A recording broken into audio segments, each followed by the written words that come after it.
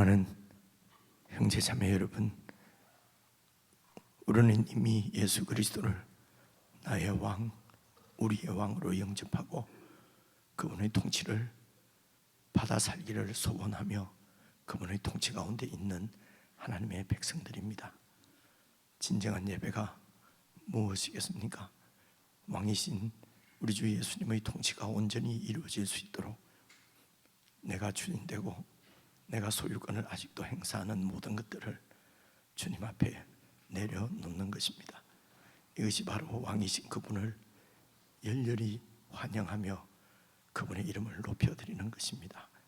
참으로 우리의 예배가 하나님 앞에 온전히 드려질 수 있도록 예수 그리스도를 의지하고 성령 하나님께서 우리를 참 예배로 인도해 주시기를 간절히 바라며 우리 함께 예배로 나아가십시다.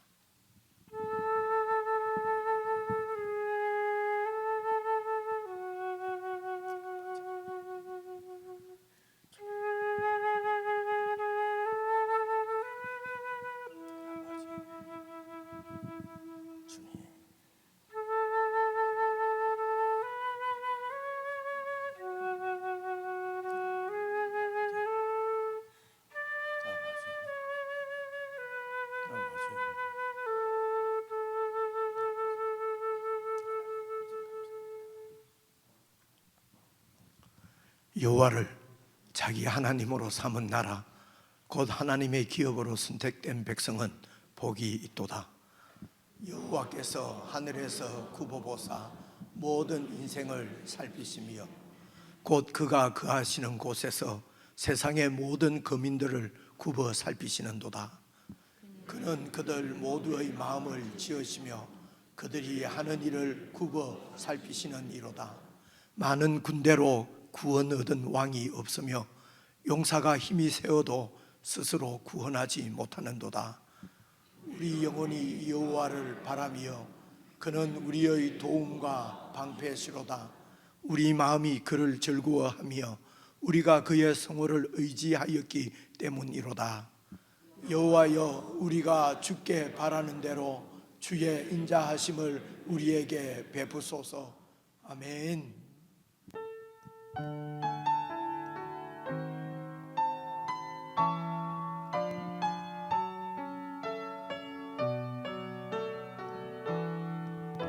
나의 영혼이 잠잠히 하나님만 바라며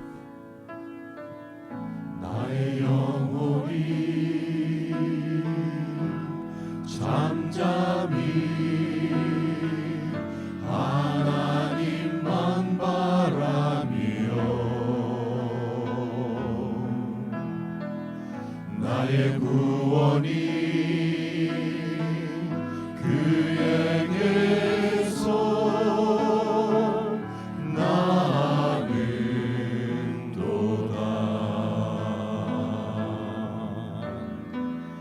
나의 영혼아 잠잠히 하나님만 바라라. 나의 소망이 저에게서 나는도다.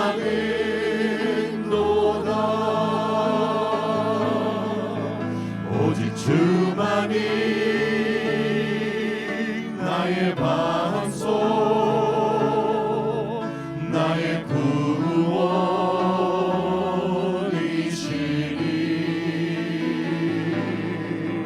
오직 주만이 나의 산성 내가 요동치 아니하리. 나의 영혼이 간절히 여호와를 갈망하며 나의 영혼이 간절히 여호와를 갈망하며 나의 입술이 여호와를 찬양하리.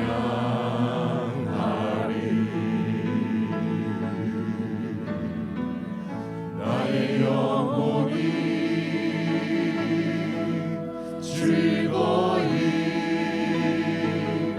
여호와를 따르리. 나의 평생에 여호와를 송축하리.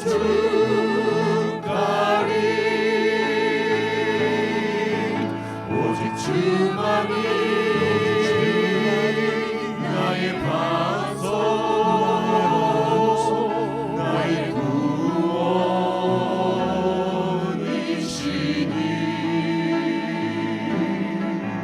오직 주만이 나의 산성, 내가 요동치 아니하리. 나의 구원 나의 영광 나의 구원 나의 영광 하나님께 있으리. 내 힘의 반석과 피난처 되시네. 오직 주만이 오직 주만이 나의 반석, 나의 구원이시니. 오직 주만이 나의 산성, 내가 요동치 아니하리.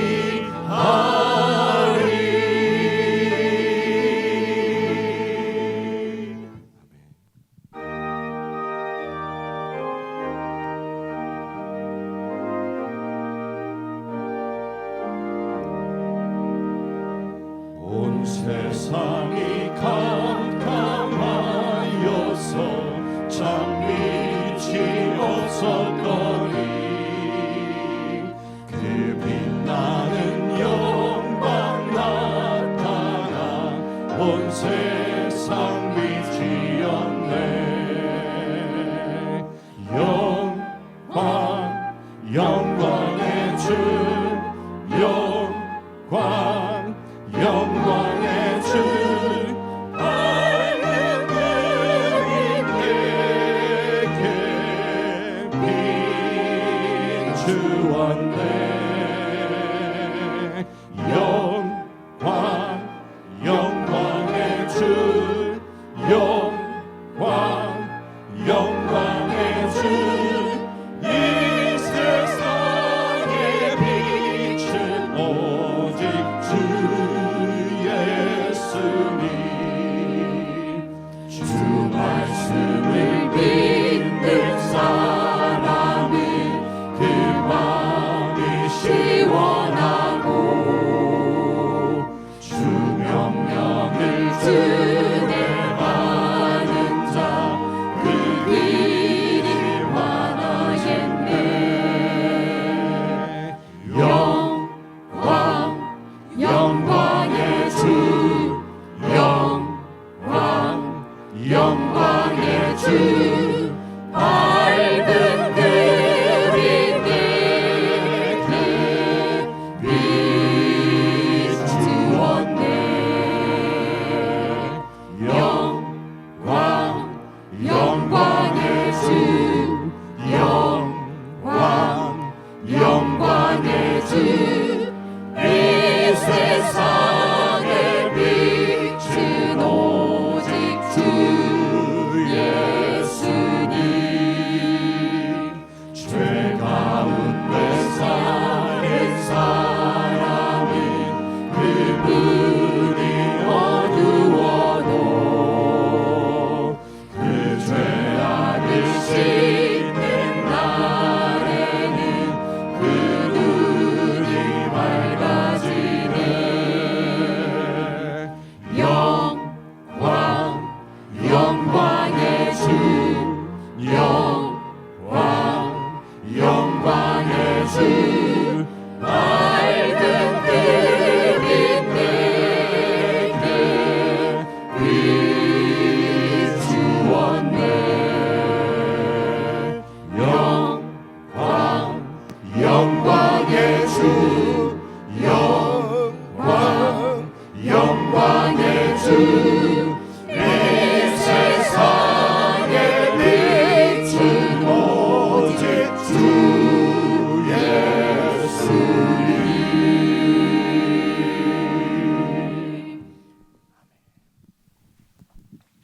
함께 기도를 드리십시다. 우리는 정말 요동치 않는 믿음으로 주님을 섬기고 또 요동치 않는 믿음으로 우리의 삶을 살아가고 싶은 마음이 간절합니다. 그런데 불구하고 우리는 자주 흔들리고 자주 요동치며 자주 갈 길을 잃어버릴 때가 참 많은 것 같습니다. 우리가 찬양으로 고백한 것처럼 오직 주님만이 나의 산성이시요 나의 구원이시요 나의 반석이심을 우리의 마음으로 진실로 믿는다면 나는 요동치 않을 수 있을 것입니다. 기도하실 때에 참으로 영광의 주님을 밝히 보고 살 수 있도록 우리의 눈을 열어주십시오. 우리의 눈이 언제 가리웁니까? 내가 주가 되고 내가 주인이 되고 왕이 되어서 내 소유를 주장하고 내 것을 빼앗기지 않으려고 하고 내 것을 지키려고 하고 내가 왕노릇 하기 때문에 우리는 영광의 주님이 영광으로 우리 앞에 다가오지 않는 것 아니겠습니까? 기도하실 때에 아직도 내가 주인 행세하고 있는 것이 있다면 주님 앞에 다 내려놓고 참으로 우리의 남은 여생의 삶이 참 요동치 않는 믿음의 삶이 되게 해주십시오. 우리 합심해서 함께 기도하겠습니다.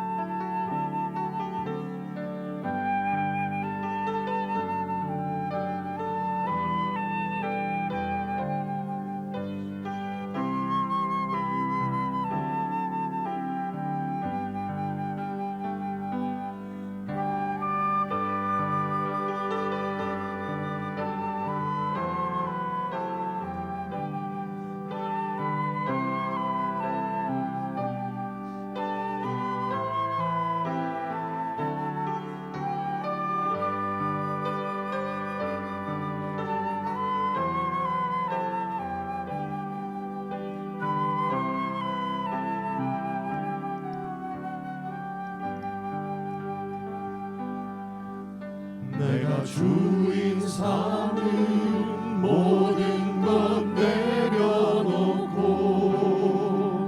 내 주 대신 주 앞에 나가 내가 사랑했던 모든 것 내려놓고 주님만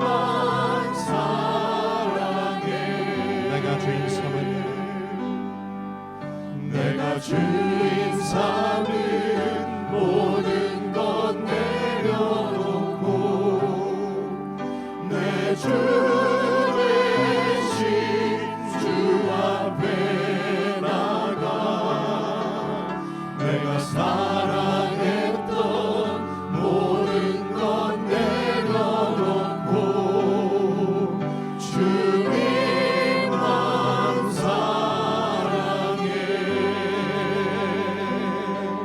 주 사랑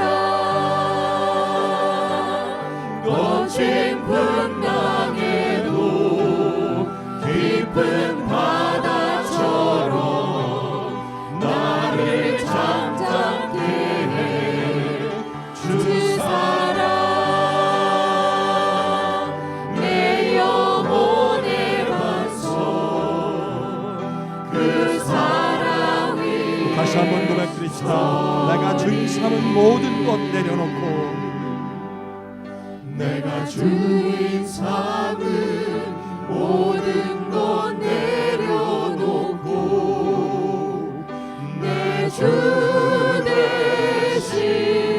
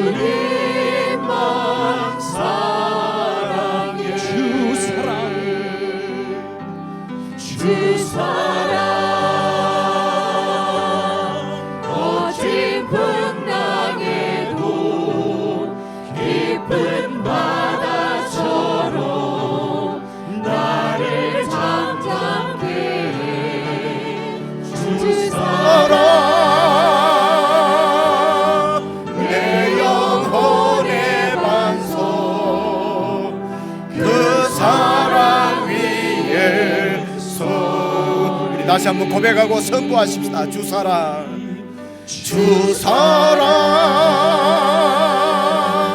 거친 풍랑에도 깊은 바다처럼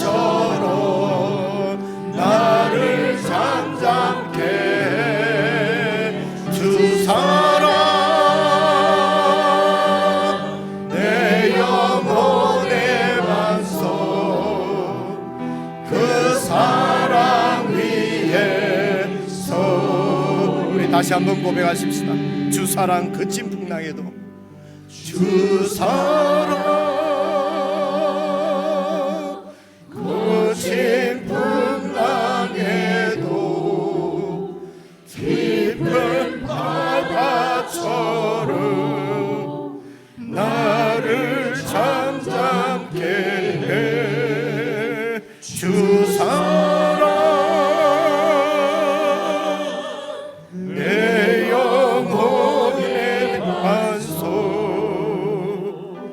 그 사랑 위에 서리.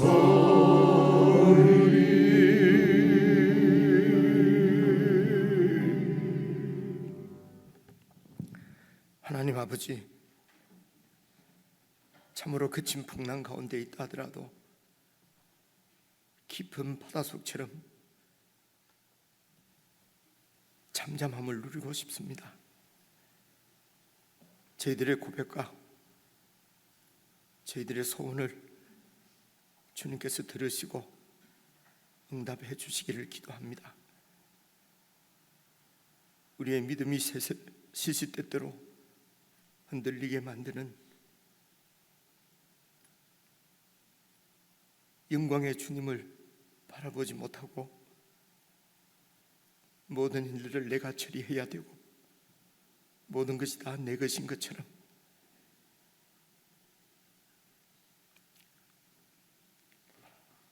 아직도 저희들이 그런 마음을 주님 앞에 내려놓지 못하고 십자가를 이야기하고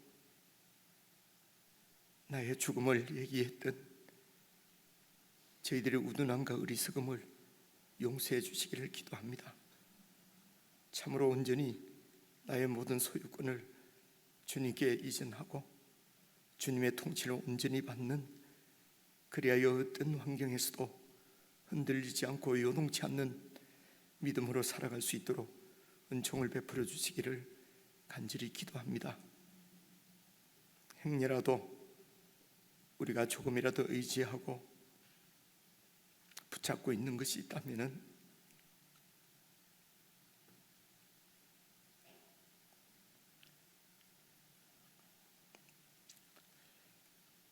주님, 그것이 허물어질 수 있도록 기도할 수 있는 믿음을 허락해 주시기를 기도합니다. 그래야 주님께서 우리를 통하여서 나타내시고자 하시는 주님의 그 크신 사랑이 온전히 나타나고 드러날 수 있도록 우리를 안전하게 보호하셔서 저 천국까지 이끌어 가실 사랑하는 주님의 전능하심을 우리가 신뢰하고 보여낼 수 있도록, 그리하여 참으로 이 땅에 그리스도 안에서 천국이 임한 것을 세상에 선포하며 전파할 수 있도록 저희들에게 믿음을 다하여 주시기를 간절히 기도합니다. 오늘도 사랑하는 주님의 교회에 주시는 말씀을 저희들이 잘 듣고 그 말씀이 우리 삶의 기준이 되게 하시고 기초가 될 수 있도록 은혜를 베풀어 주옵소서. 예수님의 이름으로 기도드리옵나이다. 아멘.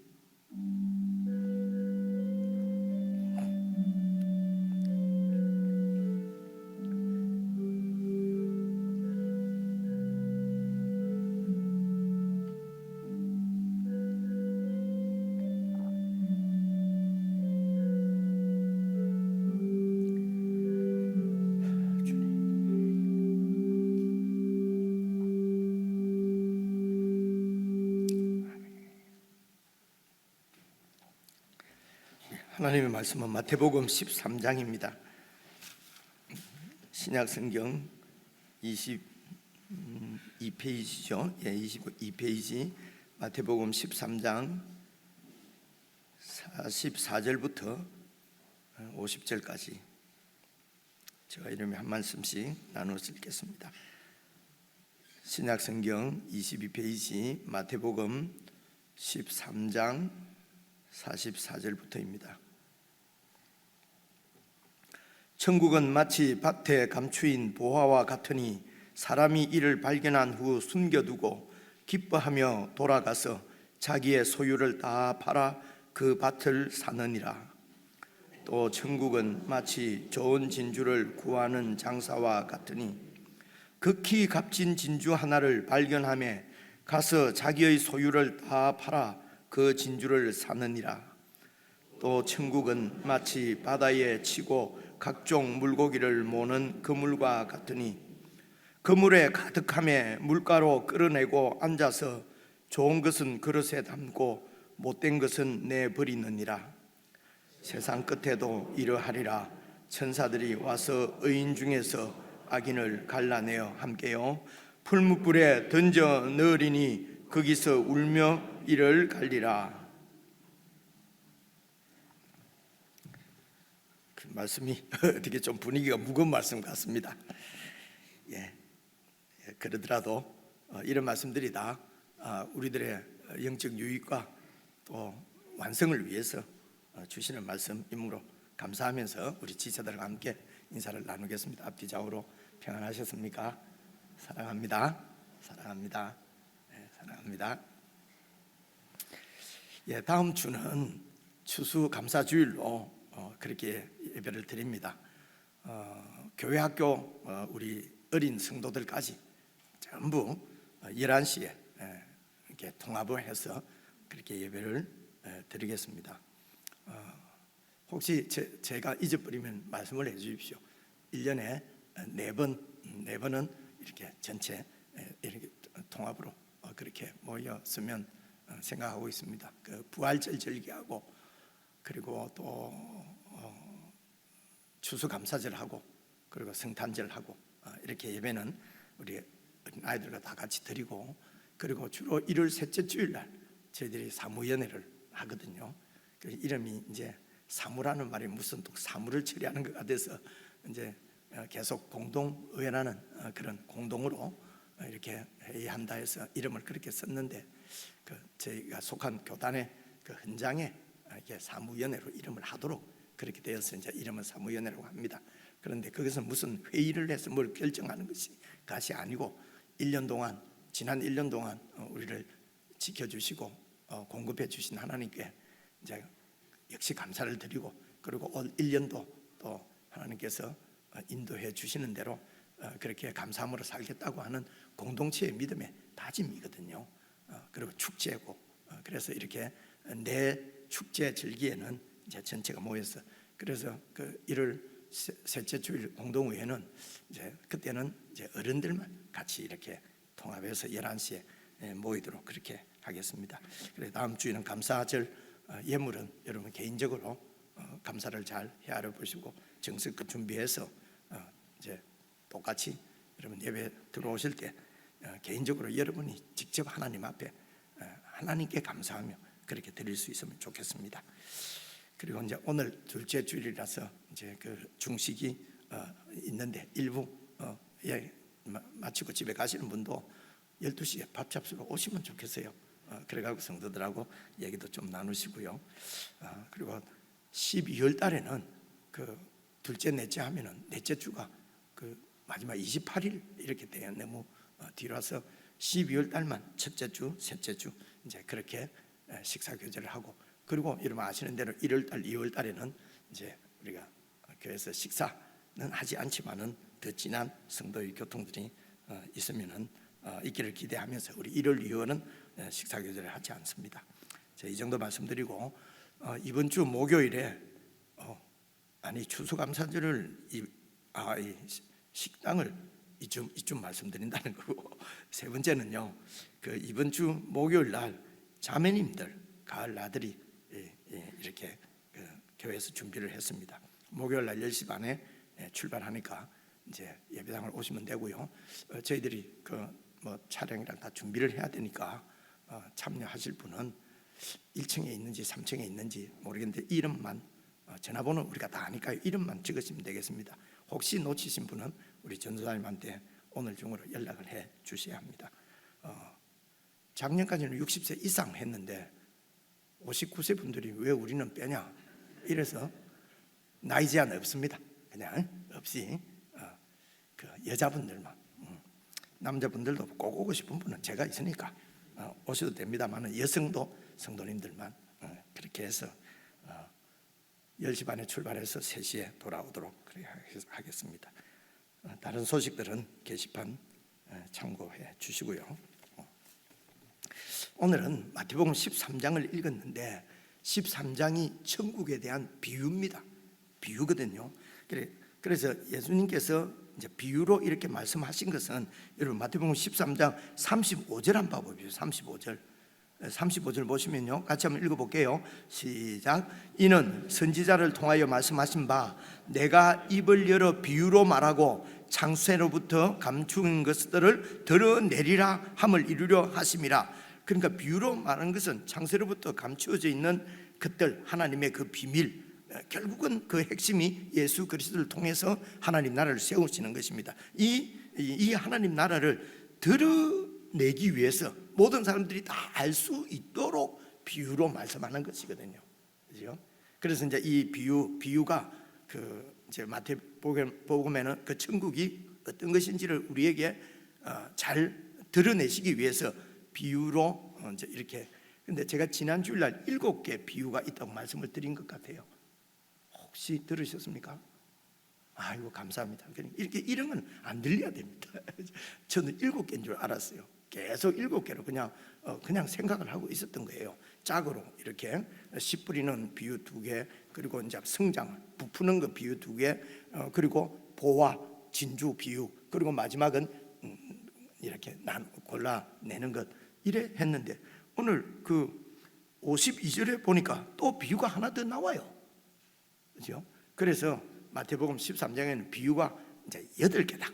이제 8개다 하는 것을 제가 이렇게 자꾸 2번 말하고 강조하는 것은 듣고 흘리지 말고 이번 기회에 마태복음 13장은 이런 내용이구나 하는 것을 들으신 여러분들은 다 좀 이렇게 다음에 한 번 더 들으면 완전히 기억을 할 수 있도록 좀 마음에 담았으면 좋겠다 싶어서 말씀을 드리는 거예요. 그래서 비유가 8개 있는데 이 8개를 잘 이렇게 이 본문을 따라서 논리적으로 이해하면은 외우는 것이 아니라 이 8개를 다 할 수가 있어요. 그래서 8개 비유를 제가 오늘 다 설명을 해 드리려고 합니다. 그래서 지난 주일날 제일 첫 번째 나오는 비유가 씨 뿌리는 자의 비유, 이렇게 해서 이름 많이 들어서 알지 않습니까? 그죠? 이렇게 그 씨를 뿌리는데 어떤 씨는 길가 위에 떨어지고, 그리고 어떤 씨는 돌밭 위에 떨어지고, 그리고 어떤 씨는 가시덤불 가운데 떨어졌다는 것입니다. 그리고 이렇게 떨어진 씨는 열매를 맺지 못했다.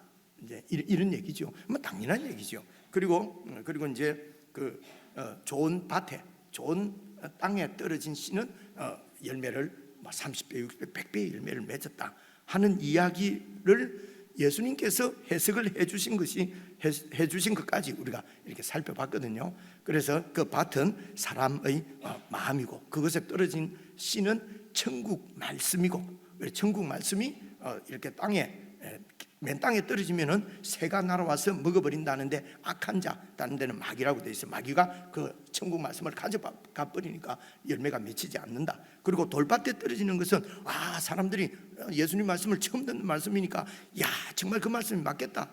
특별히 이 땅에서 이게 가지지 못한 이런 소외된 자들은 예수님 말씀을 들으니까 너무 좋은 거예요. 소외된 자들에게 천국이 주어지고, 슬픈 자에게, 그리고 가난한 자에게 천국이 지어진다는 말씀을 듣고 기뻐하면서 예수님을 따랐는데, 그래서 그 믿음 때문에, 그 천국 말씀 때문에 그냥 시련이 오고, 그리고 또 어려움이 닥치고 내가 손해를 보고 이러면은 막 그냥 뿌리가 깊지 못해서 그냥 그대로 이렇게 말라져 버리니까 그래서 열매를 맺지 못한다.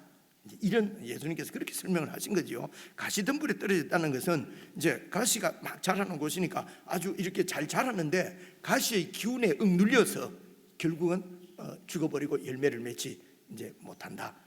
그래서 그 가시의 기운은 바로 예수님께서 설명하시기로는 세상 염려, 그리고 재물에 대한 유혹, 또 이런 재물에 대한 속이, 재물이 우리를 속이죠.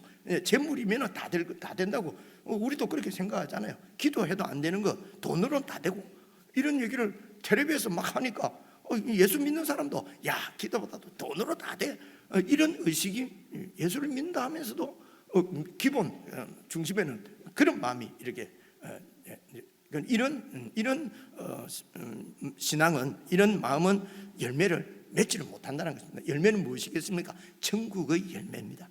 천국은 이 세상하고 완전히 다른 것. 여러분, 그는 여러 번 설명을 드렸고요. 그래서 천국은 세상과 완전히 다릅니다. 그래서 예수님이 13장에서 이 천국 비유를 쭉 이렇게 하시는 것을 이렇게 이제 그 이해를 하시려면요, 이제 앞에도 좀 간단하게 정리를 하는 것이 좋습니다. 마태복음 4장의 말입니다. 4장에서 예수님께서 이제 천국을 선포를 하시거든요. 천국이 이 땅에 임했다. 그래서 회개하라 라고 4장에서 그 천국을 선포를 하고, 그리고 그 천국을 가르치는 말씀이 5장, 6장, 7장입니다. 여러분 들으니까 이제 나도 알겠는데 어느 것이 확실히 아냐, 손주들 됐고 이런 얘기를 해줄 수 있으면 확실히 아는 거예요. 근데 이런 말을 못 해주면 확실히 아직 모르는 거예요. 그래서 확실히 알으시라고 오늘 또 얘기하는 거예요. 뭐야, 세 번째 이야기한다. 이러고 있으면 그때부터 안 들어오죠. 그죠? 5, 6, 7장은 그 천국의 말씀을, 천국을 가르치는 말씀이에요. 다시 말하면 천국 말씀이죠. 우리가 말한 천국 복음의 말씀, 그것을 예수님께서 오늘 13장에서 천국 말씀이라고 그렇게 했어요. 그래서 천국 말씀을 들었다. 그럼 들은 것이 이제 천국 말씀이 시고 그것이 우리한테 마음에 떨어지면은 이런 뜻이거든요. 그래서 이제 7장까지 그렇고 8장, 9장, 10장은요. 8장, 9장, 10장은 예수님께서 이 가르친 천국을 선포하시는 말씀이 8장, 9장, 10장이에요. 그리고 전파하는 것까지. 그 10장은 제자들에게도 권세를 주어서 이 천국 복음 말씀을 증거하도록 하는 내용이 나오거든요. 그래서 이제 8장, 9장, 10장은 이제 천국 복음을 선포하시고 전파하시는 말씀이에요. 그래서 이렇게 전파가 되니까 11장, 12장에는요 그 천국 말씀을 들은 사람들의 반응이 나와요. 11장, 12장에 주로 그 반응이 환영을 합니까? 아니면 반대를 합니까? 우리가 쭉 읽어본 대로는 반대. 그러니까 예수님을 따르는 제자들도 이렇게 적은 숫자가 있지만은 대부분의 많은 사람들은 이 예수님의 천국 말씀을 반대하고 거부하는 내용이 11장, 12장에 나왔어요. 그래서 거부하기 위해서 성령의 역사가 분명한데도 사탄이 역사인 거라고 부르고, 구약에 있는 모든 말씀을 성취하시는, 이루시는 그 사역, 그 교훈이고 사역인 것을 분명히 아는데도, 바리새인들은 성경 선생이니까요. 성경 선생이니까 아는데도 의도적으로 거부하고 이렇게 계속 반대한다는 것입니다. 그래서 이제 오늘 13장에 딱 이제 들어가면은 천국 비유가 제일 처음 나오는 이 비유, 씨 뿌리는, 밭에 씨 뿌리는 자의 비유가 여러분 그 마가복음에도 나오거든요. 근데 마가복음에는 여러분 그 4장인데요 13절 제가 안 찾아왔습니다. 제가 그냥 읽어드릴게요. 이 비유를, 이 씨 뿌리는 자의 비유를 알지 못할진대 어떻게 모든 비유를 알겠느냐. 마가복음에는 예수님이 이렇게 그 말씀을 하시는데 이 마태복음에는 나오지는 않았어요. 어쨌든 이 씨 뿌리는 자의 비유가 천국 복음의 말씀의 기본입니다. 기본이에요. 예수님께서 이 비유를 모르면 다른 비유를 알 수가 없다, 이렇게 말씀을 하시거든요. 그래서 천국은 어떻게 시작되고 이 땅에서 어떻게 세워지는가, 그것을 지금 말하고자 하는 것이 천국이 지금 씨 뿌리는 자의 비유예요. 그래서 그것을 보시면요, 여러분 예수님께서 해석해 주신 것이 18절입니다. 한번 봐보십시오. 자, 18절 예수님께서 해석하시는 말씀이에요. 제가 하는 말씀이 아니고 예수님이 하시는, 해석을 하시는 말씀이에요. 보십시오. 씨 뿌리는 비유를 들으라. 아무나 사람들이 천국 말씀을 듣고 깨닫지 못할 때는 천국의 열매가 안 맺힌다는 거예요. 이해가 오지, 그죠? 그리고 쭉 내려가세요. 23절 같이 한번 읽어볼게요. 시작. 좋은 땅에 뿌려졌다는 것은 말씀을 듣고 깨달은 자니 결실하여 어떤 것은 100배, 어떤 것은 60배, 어떤 것은 30배가 됐느니라 하시더라.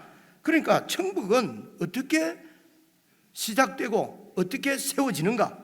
그것은 예수님의 그 천국 말씀을 듣고 깨달아야 되는 것입니다.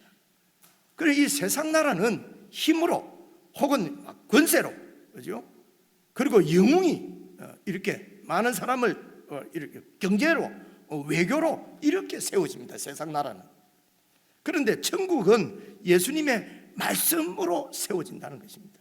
이게 완전히 다른 것입니다, 여러분. 그렇죠?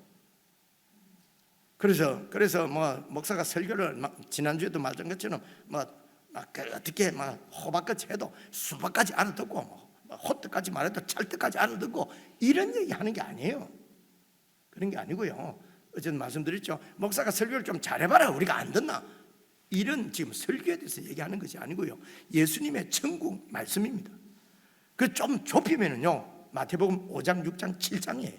이 말씀을 받아들여 깨닫고 받아들이면은 그걸 합쳐 인정하고 받아들이면 이게 이제 깨닫는 겁니다. 깨닫는 걸 자꾸만 지식적으로 아는 것으로 생각할까봐 자꾸 설명이 길어지잖아요, 그죠? 지식적으로가 아니고 일단 지식적으로 알고 내가 동의하고 그리고 그 예수님 말씀을 받아들이는 것을 깨닫는다 그래요.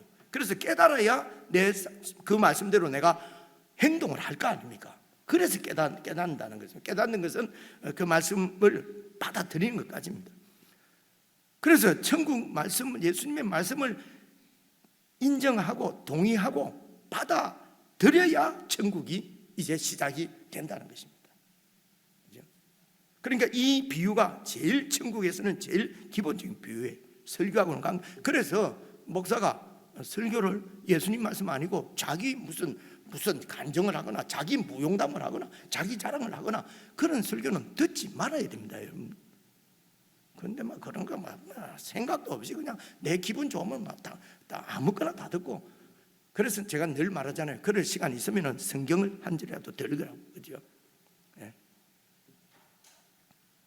무슨 몇만 명이 모여갖고 한 교회 15만 몇 명이 모여서 한 날 기도를 하고, 여러분 이런 게 그렇게 세를 불려가지고 그런 세력으로 하나님의 나라가 세워지지 않습니다. 조금 있으면 또 이제 살펴보기로 하고요. 이게 첫째 비유가, 그래서 첫째 비유가 이제 이 비유가 기본인데요. 비유를 해석할 때는 여기 팁입니다. 예수님의 비유도 마찬가지고 이제 잘 보시면은요, 그 비유로 드는 이야기가 그 당시 사람들이 다 일반적으로 잘 볼 수 있는 어떤 일입니다. 그러니까 밭에 씨를 뿌리고 하는 거는 그 당시 팔레스타인에서는 되게 많은 사람들이 그렇게 농사를 짓거든요. 무슨 말인지 이해하시겠죠, 그죠? 그러니까 우리 곁에서 일어나 일반적인 이렇게 잘 아는 얘기가 아니면은 그건 비유로 사용될 수가 없어요, 그죠? 그런데 이제 그때는 예수님의 비유를 듣는 사람들은 다 이제 이 씨 뿌리고 하는 걸 잘 알아요.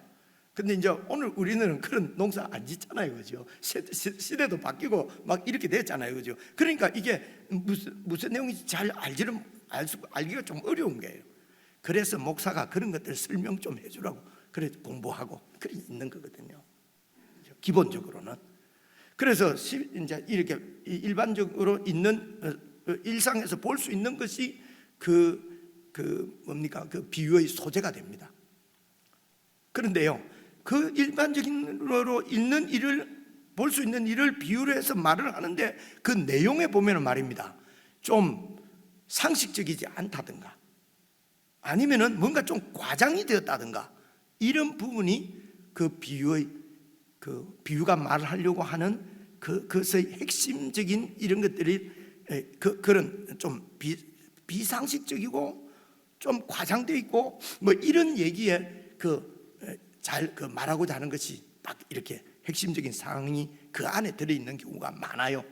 자, 이 설명보다도 예를 들면요, 농사 씨를 이렇게 뿌리는 것은 그 당시에 팔레스타인에서 많이 볼 수 있는 일인데, 어떤 농부가 씨를 이렇게 낭비하는 사람이 어디 있습니까? 어떻게 하든지 상식적으로는 그 좋은 밭에다가 다 뿌리면 되지. 왜 이래 뿌립니까? 그죠? 이런 거는 상식적이지 않아요. 그래서 이 부분에 포인트가 있다는 것입니다. 그죠? 그래서 여기에서는 이제 그 말하고자 하는 것은, 그래서 씨를 왜 그렇게 아무 때나 그걸 뿌리지, 그냥 좋은 땅에 뿌리면 되지, 이 얘기가 아니고 그만큼 열매를 맺는 씨가 적다는 겁니다. 천국 복음의 말씀을 받아들이는 사람이, 깨닫는 사람이 적다는 거예요. 이런저런 이유로 대부분의 많은 사람들이 열매를 못 맺는다는 것입니다. 그냥 일반적으로는 되게 많은 씨가 다 열매를 맺어요. 그렇지 않습니까? 그죠? 이런 부분이랍니다. 근데 예수님 비유에는 이게 누가 어떤 또라이 농부가 아무 때나 씨를 뿌려 딱 그 땅에도 뿌리지, 그죠? 그래서 이제 그런 얘기입니다. 그래서 또 열매가 맺는데 조금 좋은 땅이 조금 떨어지는데 이게 막 30배, 60배, 100배의 열매를 맺지를 못합니다. 그렇지 않습니까? 그죠? 이거는 심히 과장된 거예요. 씨가 얼마 몇 개 떨어지지도 않는데 그 열매를 맺어봐야 얼마 안 되는데, 그런데 그 뿌린 씨의 100배까지도 할 수 있다는 것은 이런 것도 과장이거든요.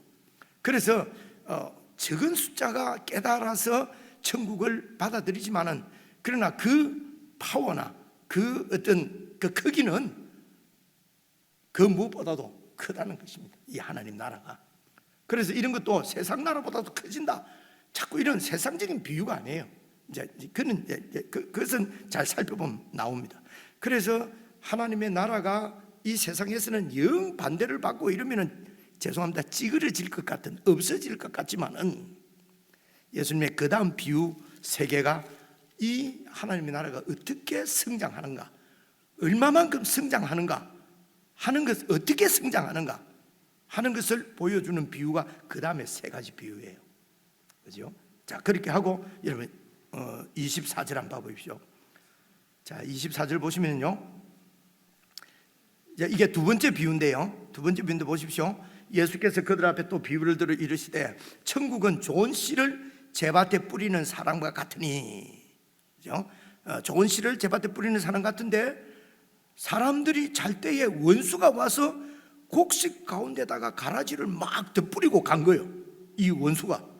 그래서 26절 싹이 나고 결실할 때에 이제 많이 자라서 결실 때가 되었는데 보니까 가라지가 보인다는 거예요. 그러니까 27절 집 주인의 종들이 와서 말하되, 주여 밭에 좋은 씨를 뿌리지 아니하였나이까. 그런데 가라지가 어디서 생겼습니까? 주인이 이르되, 원수가 이렇게 하였구나. 종들이 말하되, 그러면 우리가 가서 이 가라지를 뽑기를 원하십니까? 주인이 이르되, 가만두어라. 가라지 뽑다가 곡식까지 뽑을까 염려된다. 둘 다 추수 때까지 함께 자르게 두라. 추수 때에 내가 추수꾼에게 말하기를, 가라지는 먼저 거두어서 불사르게 단으로 묶고 곡식은 모아 내 곳간에 넣으리라. 이렇게 이제 이 비유가 있었거든요. 그런데 이 비유에서도 이 상식적이지 못한 겁니다. 상식적이지 못한 것은, 가라지가 있으면요, 농부는 반드시 뽑습니다. 그 가라지를 뽑아내야 밀이 자라는데 방해를 받지 않아요. 가라지를 놔두면요, 이 밀이 잘 자라지를 못해요. 그래서 반드시 뽑아내야 수확량이 많아지는 것입니다. 그런데 그냥 그대로 두라는 거예요. 그래, 이거는 일반적인 농사법이 아니라는 것입니다. 그래서 예수님이 말씀하시고자 하는 것은, 왜 가라지를 그대로 두라고 말씀하셨냐? 가라지를 그대로 두면은 수확량이 적어서 농사를 망치는데, 그런데 이 바보 같은 주인이, 죄송합니다, 바보 같은 주인이 이것을 그대로 두라는 거예요. 이유가 뭐냐면은, 그거 뽑다가 알곡이 다칠까봐 겁난다는 거예요. 그러니까 하나님의 나라는 많은 수확량이 아니라, 하나님께서는 그 천국 백성을 보호하십니다. 이 천국 백성을 끝까지 지키시고 보호하시고 양육하셔서 천국의 그 창고로 이렇게 넣으시는 것입니다. 그죠? 그래서 이제 이 비유에 대한 설명도 해석도 예수님께서 감사하게도 하셨어요. 그게 여러분 36절부터 그 해석이 나와요. 그래서 이 해석 사이에 또 그 비유가 두 개가 더 있어요. 아니 그 말씀을 하셨으면 바로 이렇게 해석을 해 주셔야 되는데, 근데 비유를 두 개를 더 얘기하시고 해석을 해 주셨거든요. 그래서 이것이 그냥 한 묶음이란 말입니다. 그렇게 이해를 하시면 좋고요. 근데 이제 첫째 비유도 씨 뿌리는 비유를 하시고 바로 해석을 안 하시고 중간에 이제 이유가 무슨 다른 그 말씀을 받아들이지 않는 그 말씀이 나오고 해석이 나오잖아요, 그죠?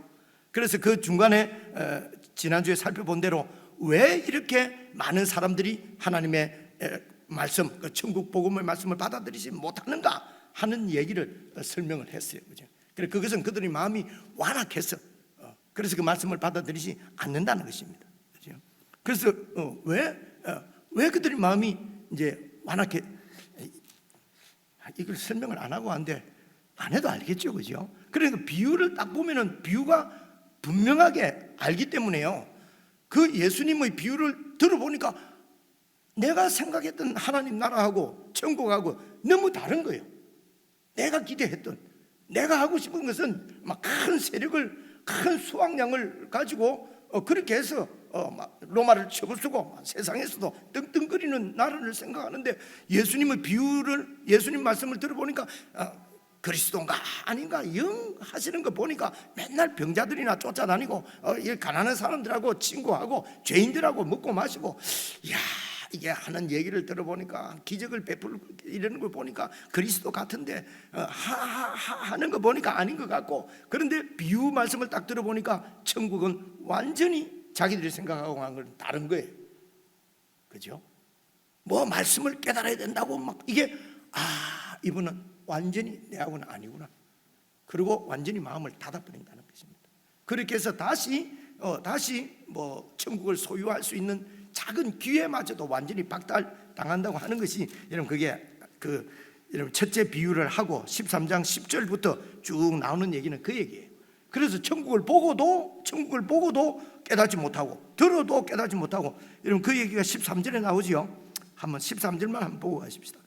13절 같이 읽어요. 시작. 그러므로 내가 그들에게 비유로 말하는 것은 그들이 보아도 보지 못하며 들어도 듣지 못하며 깨닫지 못함이니라. 받아들이지 않는단 말입니다. 왜 그러냐? 15절에 보니까 이 백성들이 마음이 완악하여졌어. 그 귀에는 듣기에 둔하고 눈으로는 보지를 않는다는 것입니다. 왜 그렇습니까? 내가 생각하는 것하고 완전히 다르기 때문에 그렇습니다. 그렇죠? 그래서 오늘 이제 두 번째 비유지만은 성장 비유에 들어갑니다. 이 천국이 어떻게 이 땅에 세워지고 성장해 갈 것인가? 이제 그것을 이제 해석하시는데 36절, 이제 36절부터 읽어볼게요. 해석입니다. 두 번째 비유에, 이에 예수께서 무리를 떠나사 집에 들어가시니 제자들이 나와 이르되 밭의 가라지의 비유를 우리에게 설명하여 주소서. 그러니까 예수님께서 대답하여 이르시되 좋은 씨를 뿌리는 이는 누구라고요? 나다, 인자다, 나다. 내가 좋은 씨는 천국 말씀을 뿌린다. 38절 보면요, 밭은 세상이요, 좋은 씨는 천국의 아들들이요, 가라지는 악한 자의 아들들이다. 예수님께서 이렇게 풍류적으로 해석을 해주셨어요, 그죠?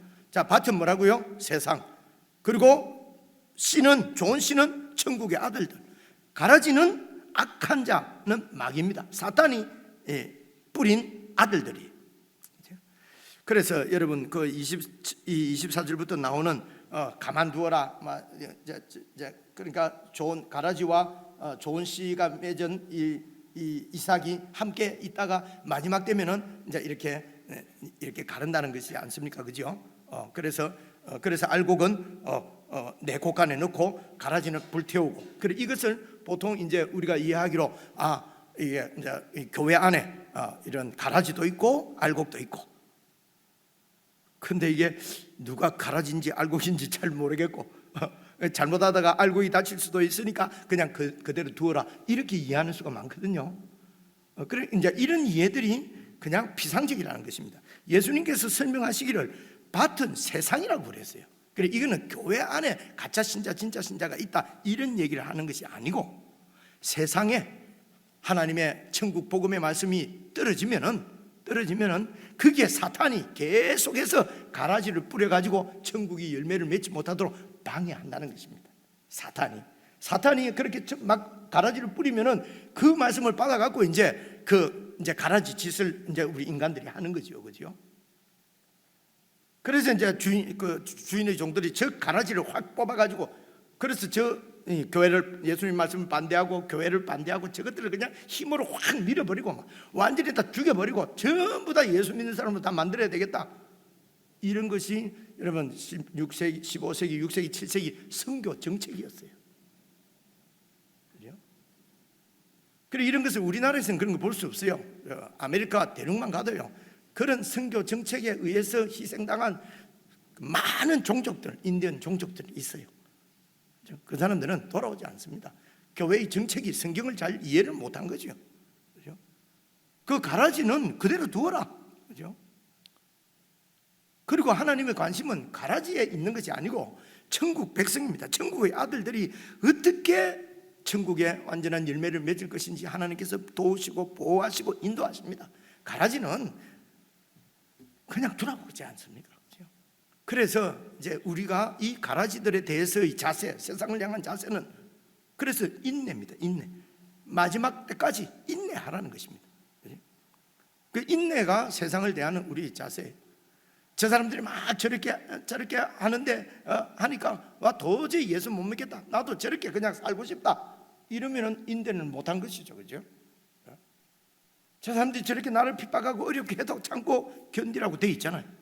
예수님의 천국 복음의 말씀에, 그죠? 5장에 나오는 얘기잖아요. 그렇게 인내를 하라는 겁니다.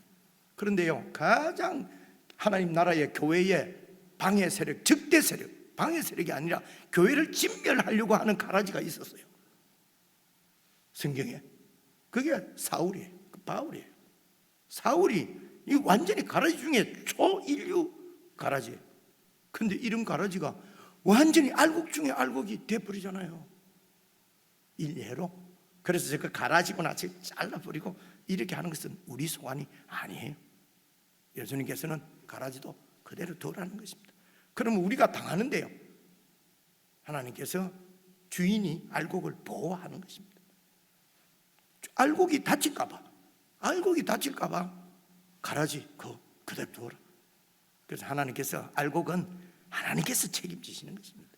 주님이 책임지세요. 세상이 아무리 풍랑처럼 세상이 그렇다 하더라도 여러분 염려하지 마십시오. 그게 믿음입니다. 우리 주님이 풍랑보다 더 크시고 사탄보다 더 크시기 때문에 그렇습니다. 이게 이제 둘째 여기에서 가르치는 것이에요. 봐보시오. 39절.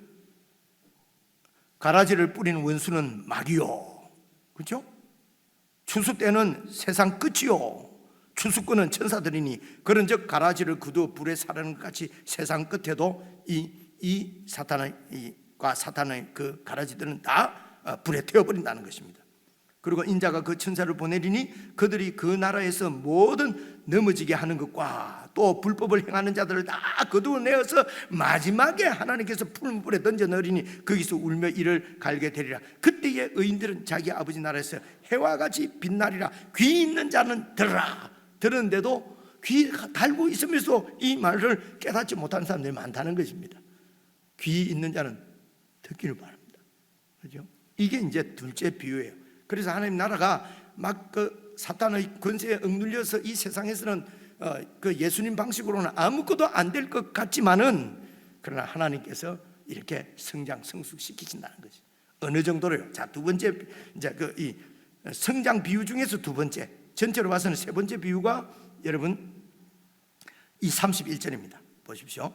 또 비유를 들어 이르시되 천국은 마치 사람이 자기 밭에 갖다 심은 겨자씨 하나를 같으니 이는 모든 씨보다 작은 것이로되 자란 후에는 풀보다 커서 나무가 되매 공중의 새들이 와서 그 가지에 깃들이느니라. 세 번째 비유는요. 그래 우리가 이제 좀 기억하기 쉽게 이렇게 하십시다.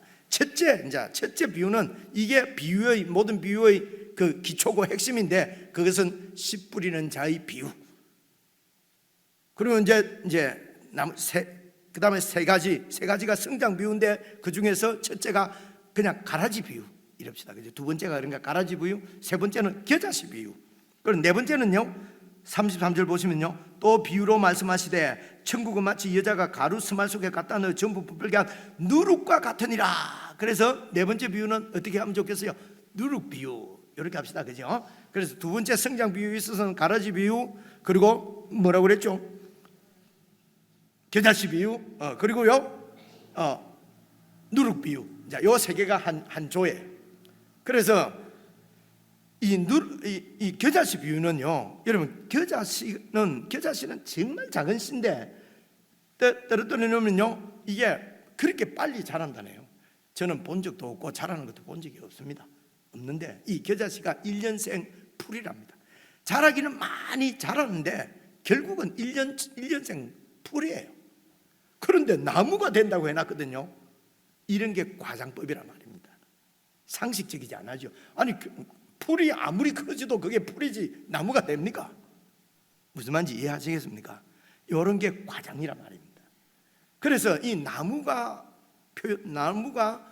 특별히 다니엘서 지금 여러분 그 다음 주 수요일 되면 다니엘서 보면 4장의 다니엘에도 이 나무가 주로 구약 성경에는 어떤 이미지냐? 제국의 이미지예요.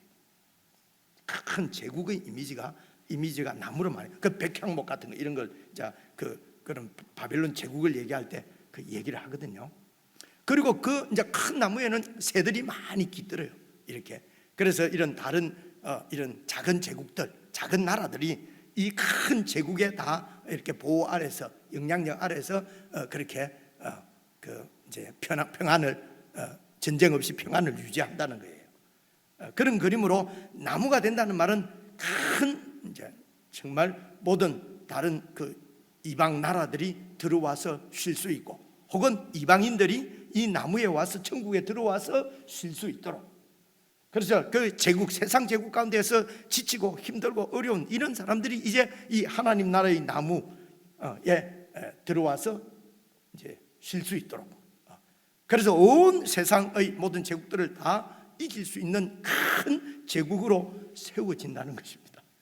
이게 그것을 지금 이 겨자씨 비유가 그걸 얘기하는 거거든요. 그런데 이제 그렇게 이제 세워지는데 이것이 세상처럼 힘을 가지고 혹은 많은 수확량을 가지고 아니면 무슨 세상 것으로 그렇게 크게 사이즈만 크고 거대하고 이렇게 해서 이제 거대한 제국이 되는 것이 아니고 어떻게 거대한 제국이 되느냐, 그게 초점이 관점이 달라요. 세상에서 거대하다 하는 거하고 지금 하나님 나라가 거대해진다고 하는 것은 그 중앙에 그 핵심적인 가치가 다르다 말입니다. 본질이. 그 얘기를 이제 네 번째 비유에서 하는 것이에요. 33절 보십시오. 또 비유로 말씀하시되 천국은 마치 여자가 가루 스말 속에 갖다 넣어 전부 부풀게 한 누룩과 같으니라. 그러니까 가루 스말에다가 누룩을 조금 넣었는데 이 누룩이 들어가서 가루 스말을 완전히 뒤집어 버린다는 거예요. 그래서 가루 스말이 지금으로 치면은 한 마리 그때 13리터 정도 된답니다. 그래서 가루 세 마리면 한 약 40리터가 된대요. 밀가루 40리터면은요. 40리터면은 어떤 주석을 보니까 100명분이라고 그래요. 근데 또 어떤 주석을 보니까 200명분이라고 해요. 이게 아무도 모르는 거예요. 이게 하여간 가루 스말은 무지 많은 양이에요. 오늘 내가 나오기 전에 죄송합니다. AI한테 물어봤어요. 밀가루 40리터로 몇 명분 빵을 만들 수 있니? 했더니만은 500에서 600명분의 빵을 만들 수 있대요. 그러니까 이게 뭐 어느 게 맞는지 나 모르겠어요. 어쨌든 집안에서 가정주부가 그 가족들 먹이려고 빵을 만드는데 가루 스말을 가지고 빵을 만드는 사람은 없어요. 이런 게 과장법이란 말입니다. 다른 말로 말이 안 되는 소리. 우리는 스말이 얼마나 되는지도 모르고 하니까 가루를 만드는갑다 이러지만 그 당시에 있는 사람들은 가루 스마를 가지고, 예수님이 설명을 하는데 가루 스마를 가지고 주부가 빵을 만드는데 그러면 무슨 소리 하는 거야? 이런 거 아닙니까? 공감을 좀 해주세요. 그죠? 그래, 이런데 포인트가 있다는 것입니다. 그러니까 그 많은 밀가루가 누룩 조금 딱 넣었는데 이게 막 확 부풀어 갖고 변화됐다. 그러니까 큰 변화를 지금 가져왔다고 하는 것을 얘기하려고 하는 거예요. 그 큰 변화를 일으킨 누룩은 작은 누룩이에요. 그죠? 그래서 이제 오늘 다시 보시면요, 천국은 마치 여자가 가루 스말 속에 갖다 넣어 전부 부풀게 한 누룩과 같다 이랬는데, 여러분 표준 세 번역이라고 하는 번역 성경이 있습니다. 대부분의 많은 그 영어 성경도 제가 확인을 했는데요, 그리고 우리나라 성경도 표준 세 번역이나 이런 것은 거기에는 들어가 있는데 지금 우리 성경에는 들어가 있지 않는 말이 하나 있어요. 제가 표준 세 번역을 읽어 드릴 테니까 이러면 33절에 한번 봐보세요. 표준 세 번역 33절, 하늘나라는 누룩과 같다. 어떤 여자가 그것을 가져다가 가루 스말 속에 살짝 섞어 넣으니 마침내 온통 부풀어 올랐다. 살짝, 가만히, 이 말이 다른 성경에는 거의 다 들어가 있어요. 근데 우리는 그게 없어요. 그래서 이제 이런 것도 그 주부가 누룩을 넣을 때요, 살짝 넣지 않습니다. 아니 그게 뭐라고 살짝 넣습니까? 그냥 딸이 보고 아들이 보고 남편이 보는 데서 그냥 누룩을 넣는 거예요. 빵 안에 누룩 넣는 것은 다 알아요. 무슨 말인지 이해 오지, 그죠? 누룩을 안 넣고 빵이 됩니까? 다 아는데 성경에는, 그래서 우리 성경에는 다 아니까 이 살짝이 왜 들어가냐 이러고 그냥 빼버린 것 같아요. 그런데 이게 이제 대부분이 많은 그대로 번역한 성경에는 가만히 넣었다, 살짝 넣었다 이렇게 돼 있어요. 그렇죠? 이런데 포인트가 있다는 것입니다. 그래서 이것을 막 이 완전한 이런 큰 변화를 일으키는 누룩을 살짝 넣었다는 것입니다.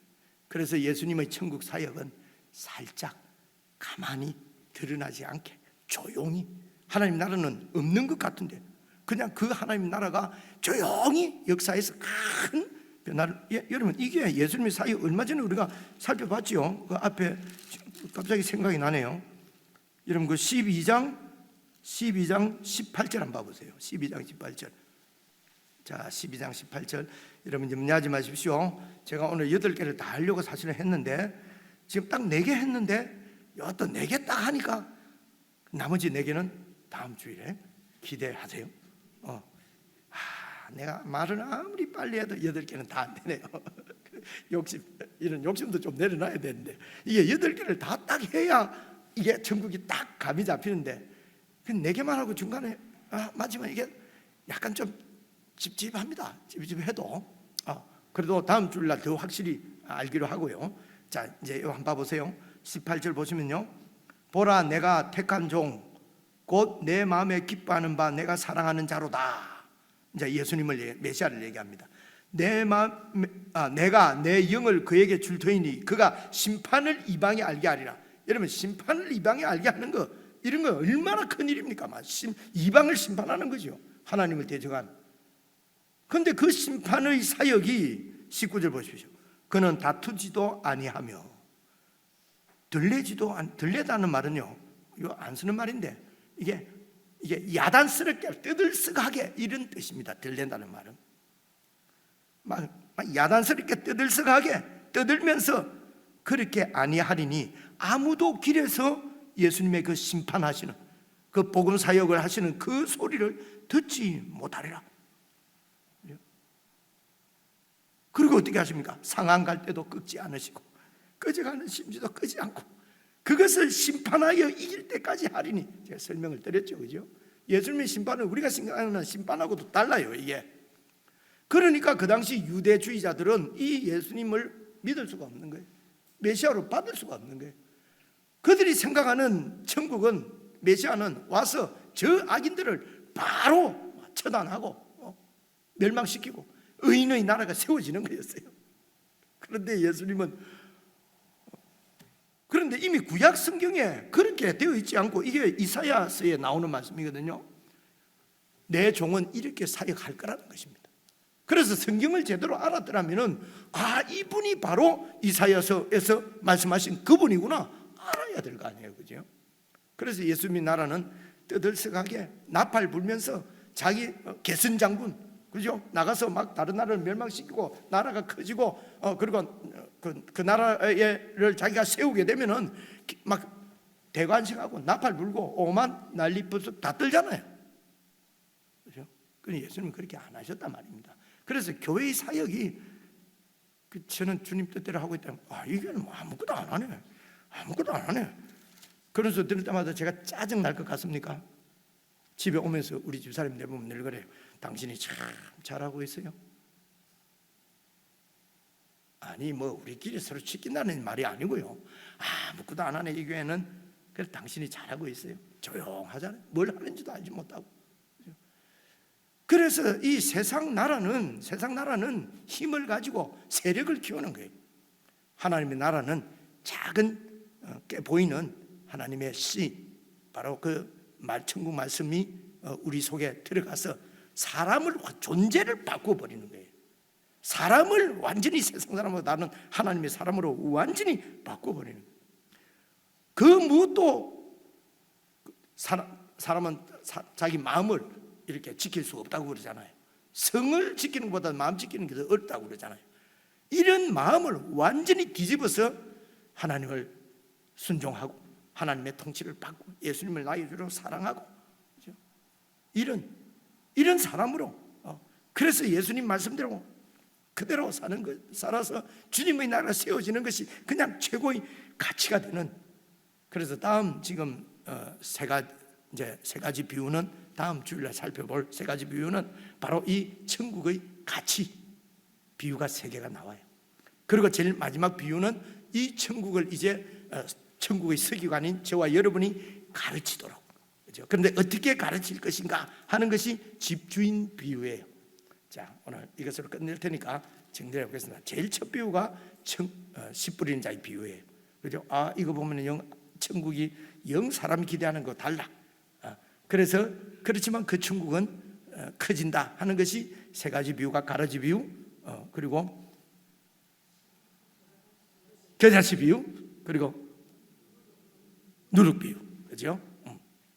그리고 이제 다음 주일날 살펴볼 것은요, 여기에 이제 그 보면은 그 보화 비유, 땅 파다가 보화 하는 거 있잖아요. 그리고 또 진주 하나 발견했다고 모든 거 다 팔고 진주 사는 거 말이 됩니까? 진주 목걸이 한 개 살려고 막 모든 거 다 판다. 이런 과장, 진주 비유, 그리고 이제 물고기 비유, 그리고 마지막으로는 집주인 비유 했습니다. 그래서 이 모든 비유가 말하는 천국의 중심은 예수 그리스도십니다. 예수 그리스도께서 절대적인 가치로 우리 가운데 자리를 잡으면은 그 천국이 강력하게 세워지는 거죠. 그래서 이 예수 그리스도가 우리 가운데 절대적인 가치로 자리 잡도록 주님은 우리를 만지시고 또 양육하시고 가르치시고 때로는 예수님 외에 믿고 의지하고 있는 것은 망하게 하시거나 절대로 잘 안 되도록 하시는 것이 은혜. 이 또 괜히 또 미움받긴, 그렇죠? 이 우리의 고백이 이제 바로 이 찬송입니다.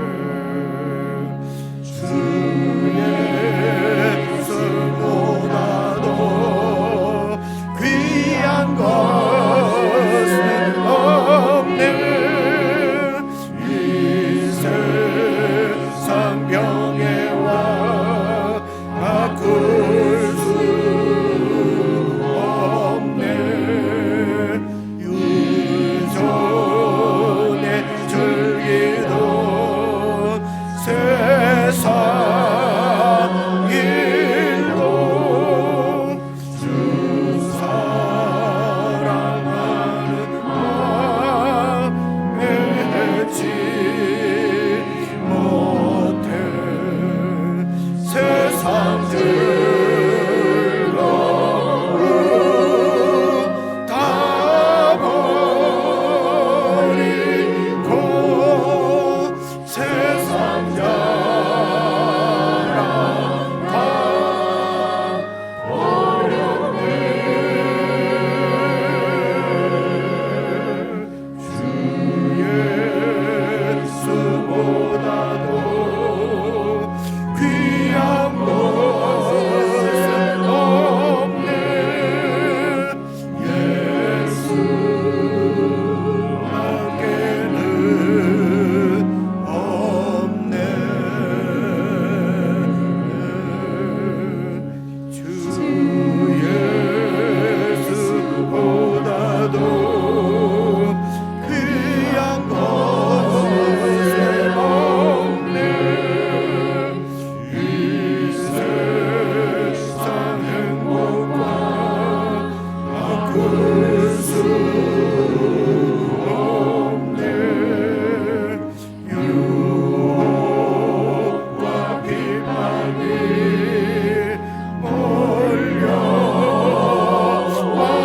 몰려와도 주 성 믿는 내 마음 변치 않아. 세상 즐거움 다 버리고 세상 자랑 다 버렸네. 주 예수보다도 귀한 것은 없네. 예수 밖에는 없네.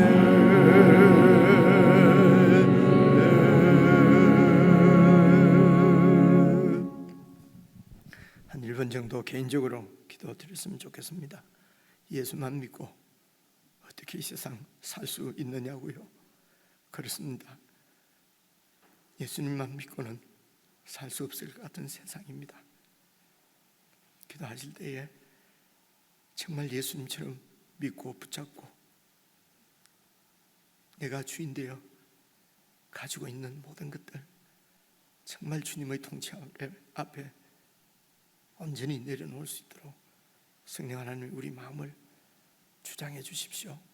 간절한 마음으로 기도하며 우리가 믿음으로 산다고 하면서도 내가 붙잡고 있던 모든 것들 잘 살펴서 정말 주님 앞에 내려놓을 수 있도록 우리 성령님의 도심을 구하며 우리 함께 개인적으로 기도를 드리십시다.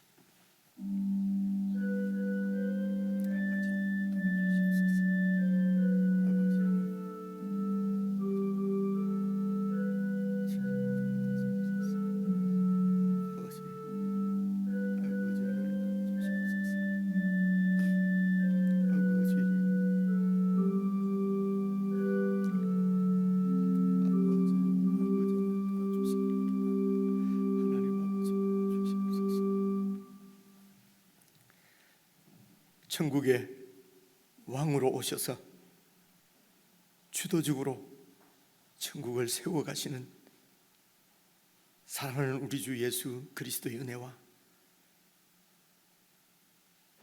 우리들에게 은혜를 베푸셔서 이 천국으로 불러주시고 그리스도의 통치를 받으며 살 수 있도록 하나님의 백성으로 삼아주신 우리 하나님 아버지의 그 크신 사랑과 깨닫게 하셔서 예수님을 나의 주로 모시고 주님을 믿는 믿음의 삶을 계속해 갈 수 있도록 지속적으로 저희들에게 깨달음을 허락하시는 성령 하나님의 교제 교통 함께 하심이 참으로 예수님을 나의 주로 온전히 믿고 섬기기를 원하는 모든 천국의 제자들에게 지금부터 영원붕토록 함께 하시기를 간절히 축원하옵나이다. 아멘. 주